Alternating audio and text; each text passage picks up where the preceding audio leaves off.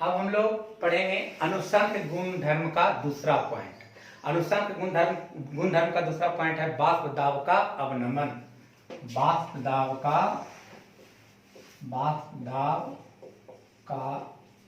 अवनमन, lowering of vapour pressure.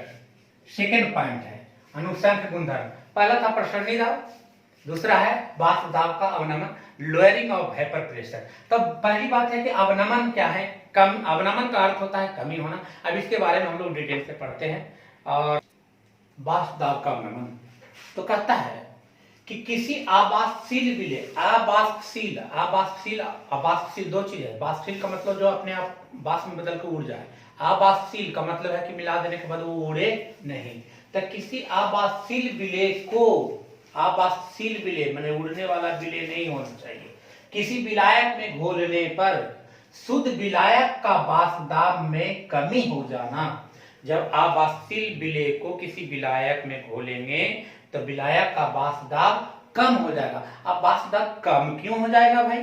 तो कम हो जाने का देखिए कंडीशन हम बता रहे हैं, जाता जिसे वाष्प दाब का अवनमन कहते हैं। अर्थात जब विलयन की सतह पर आवासशील विलय को के अणुओं की उपस्थिति होती है, जब विलयन की सतह पर जब कोई आवासशील विलय होता है जिसके कारण उसको वाष्पित होने से उसके अणु को रोक देता है, उपस्थिति के कारण विलयन की सतह से वाष्पित होने से पहले अणुओं की संख्या में कमी हो जाती है और शुद्ध विलायक के वाष्प दाब विलयन के वाष्प दाब से, शुद्ध विलायक के वाष्प दाब विलयन के वाष्प दाब से कम जाती है,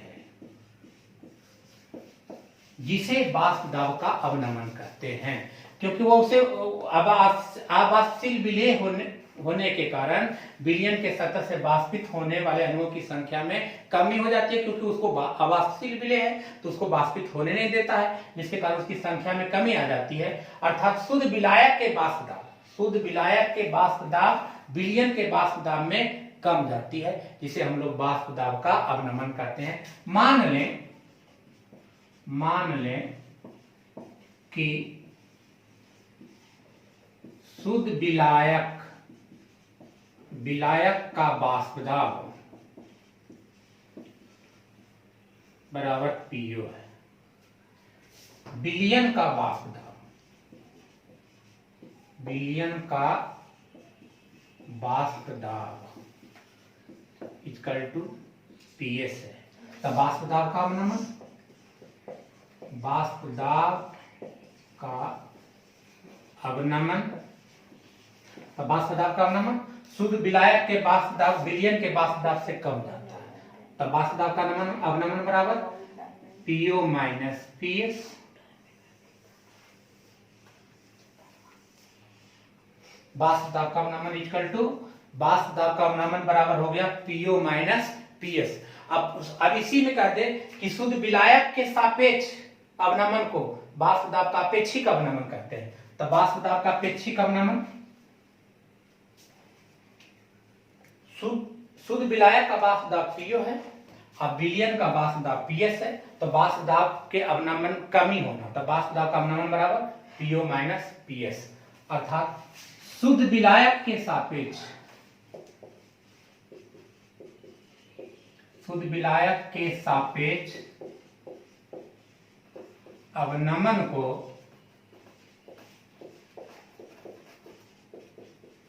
वाष्प दाब का अपेक्षिक अवनमन कहते हैं।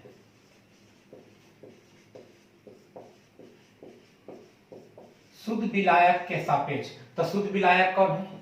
पीओ है। अब वाष्प दाब का अवनमन कौन हो गया? PO minus PS. अर्थात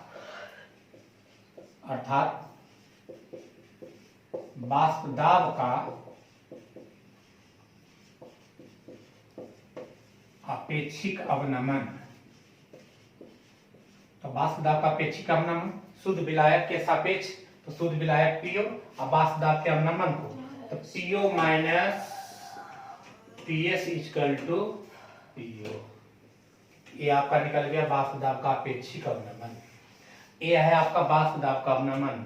ये है आपका बाष्प दाब का अपेक्षिक अवनमन। अब बाष्प दाब के अपेक्षिक अवनमन के संबंध में राउल्ट ने अब नियम दिया था। अब इसको हम लोग बाष्प दाब का अवनमन का परिभाषित कर लिए। अब बाष्प दाब के अवनमन के संबंध में राउल्ट का नियम पढ़ेंगे। तो बाष्प दाब के अवनमन के संबंध में राउल्ट ने क्या कहा, अब इस नियम को हम लोग कंबाइन करते हैं। तो उन्होंने जो नियम दिया उसको प्रूव करेंगे, फिर इसका एक इक्वेशन तैयार हो जाएगा और उस कंडीशन से फिर आगे ये क्लास चलेगी। बाष्प दाब का अवनमन के संबंध में एक वैज्ञानिक है जिसका नाम है राउल्ट का नियम। हम लोग बाष्प दाब का अपेक्षिक अवनमन पढ़ लिए कि अपेक्षिक अवनमन बराबर पीओ माइनस पीएस बटे पीओ। बाष्प दाब का अवनमन बराबर पीओ माइनस पीएस। अब राउल्ट साहब ने बाष्प दाब के अवनमन के संबंध में क्या कहा था, सुन लीजिए कि किसी तनु विलयन के बाष्प दाब, किसी तनु विलयन के बाष्प दाब का अपेक्षिक अवनमन विलयन में उपस्थित विलेय के मोल प्रभाज, विलयन में उपस्थित विलेय के मोल प्रभार के बराबर होता है। अब बाष्प दाब के अवनमन के संबंध में राउल्ट ने एक वैज्ञानिक हैं जिन्होंने दिया था क्या, किसी तनु विलयन के बाष्प दाब का अपेक्षिक अवनमन, बाष्प दाब का अपेक्षिक अवनमन, तभी जस्ट बाष्प दाब का अपेक्षिक अवनमन हम लोग पढ़े कि बाष्प दाब का अपेक्षिक अवनमन बराबर पीओ माइनस पीएस बटे पीओ, जहां पीओ क्या है, शुद्ध विलायक का बाष्प दाब है, पीएस क्या है, विलयन का बाष्प दाब है। तो बाष्प दाब का अपेक्षिक अवनमन विलयन में उपस्थित विलेय के मोल प्रभाज, अब बताइए मोल प्रभाज हम लोग अगले टॉपिक में पढ़ चुके हैं, मोल प्रभाज के बराबर होता है। अर्थात हम कह सकते हैं कि पीओ माइनस पीएस बटे पीओ, ये आपका अपेक्षिक अवनमन हो गया, बराबर होगा कि किसके, विलेय के मोल प्रभाज के, यानी कि विलेय का हम लोग स्मॉल से सूचित करते हैं, स्मॉल एन बटा एन प्लस एन।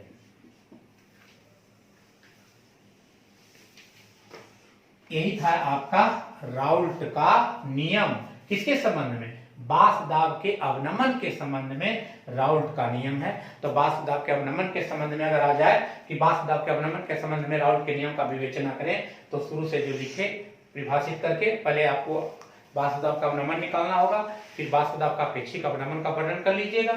उसके बाद राउल्ट का नियम, किसी तनु विलयन के बाष्प दाब का अपेक्षिक अवनमन विलयन में उपस्थित विलेय के मोल प्रभाज के बराबर होता है, अर्थात पीओ माइनस पीएस बटे पीओ इक्वल टू एन बटा एन, एन प्लस एन। अब इसके आधार से अब इस नियम में हम लोग आणविक द्रव्यमान अनुभार का संबंध निकाल देंगे अपेक्षिक अवनमन से। तो अगले टॉपिक बाष्प दाब के अपेक्षिक अवनमन और अनुभार में संबंध निकालना है, यानी कि अनुभार का निर्धारण कैसे करते हैं। तो अभी हम लोग प्रूफ किए थे फॉर्मूला, देखिएगा ध्यान दीजिएगा, पीओ माइनस पीएस बटे पीओ इक्वल टू विलेय के मोल प्रभाज के, ये बराबर होता है अपेक्षिक अवनमन, तो यानी एन बटा एन प्लस एन। ये आपका भी प्रूफ किए राउल्ट के नियम पे। अब इसी पे हम लोग इसका मान रख देंगे, अनुभार का संबंध निकाल देते हैं। कैसे, देखिए, we know that,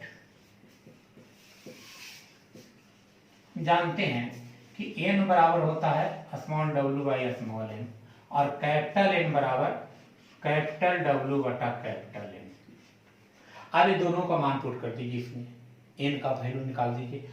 mole, number of mole, मोल बराबर दिया हुआ भार बटे अनुभार, ये भी नंबर ऑफ मोल है, दिया हुआ भार बटे अनुभार। तो ये विलेय के लिए, ये विलायक के लिए, ये दोनों मिलेगा तो ये दोनों विलयन बना दिया है।